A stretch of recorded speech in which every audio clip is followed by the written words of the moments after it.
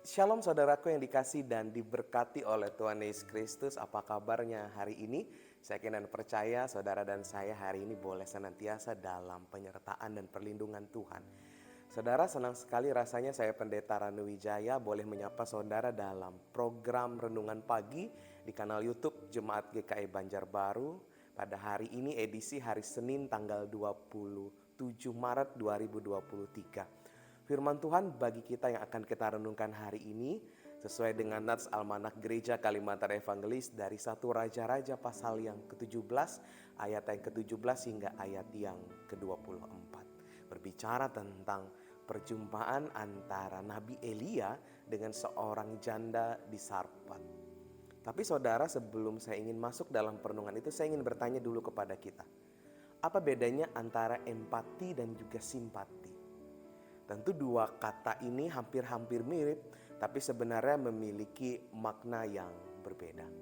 Saudaraku, sebenarnya empati adalah kemampuan seseorang dalam memahami dan berbagi perasaan dengan orang lain. Sementara itu simpati adalah kemampuan seorang untuk kasihan kepada orang lain, tapi tidak merasakan apa yang dirasakan.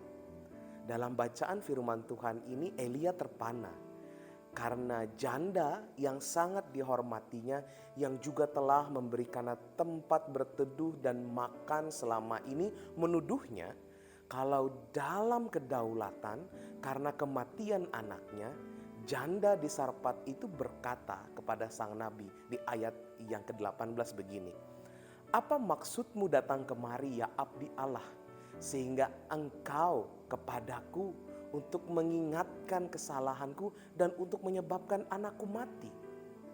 Saudaraku yang dikasih dan diberkati Tuhan, perkataan itu tampaknya mengguncang hati Elia.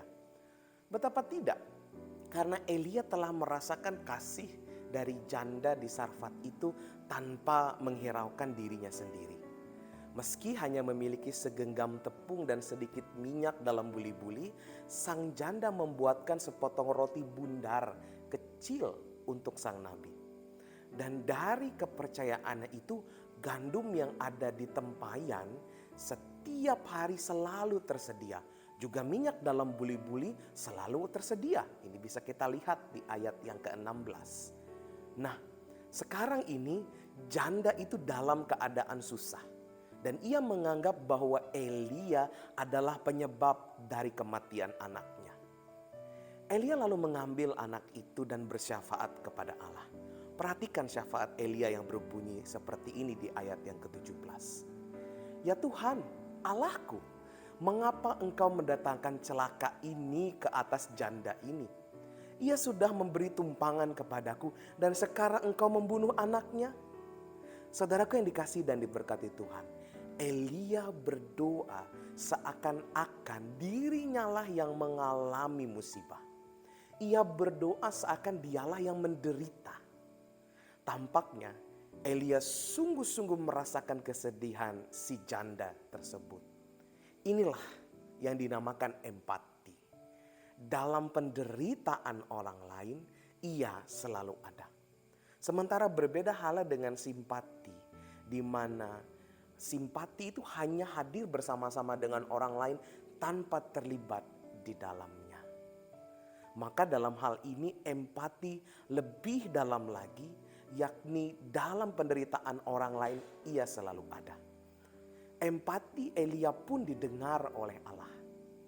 Maka Allah pun mengabulkan doanya, yakni anak janda itu bangkit dari kematiannya. Jelas janda itu pun juga memperlihatkan wajah Allah dalam wujud kasih, di mana ia memberi makan kepada Elia. Selanjutnya pun Elia juga memperlihatkan bagaimana wajah Allah kepada janda tersebut dengan mendoakannya.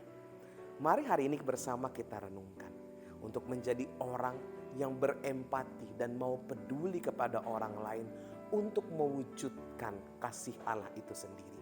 Sehingga pada akhirnya kita bisa melihat bagaimana janda itu menjadi percaya kepada Allah karena kasih Allah hadir di dalam Elia dan perwujudannya dalam empati yang Elia berikan.